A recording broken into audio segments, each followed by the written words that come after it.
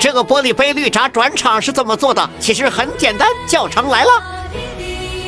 泡好一杯绿茶，横屏拍段用勺子快速搅拌后，镜头怼向杯子的视频。在户外拍段春天感的视频，打2段视频，在镜头怼向杯子的位置，删除后面多余部分，点击中间的小白块，添加一镜到底里的无人机穿越转场，点下面的生成转场，等待一会儿效果就做好了。不满意可以多开2次盲盒，给它点变速，调速为2倍左右，给最后一段点变速，曲线变速里的自定，在想要慢动作的位置添加点，后面的点都拉到最低，勾选智能补帧，关闭原声，添加收藏好的音乐，从前面把音乐拉短，长按拖动它，让这个鼓点对准第3段开头，再把音乐前面拉至开头，分割删除后面多余视频和音乐，到抽看看效果吧。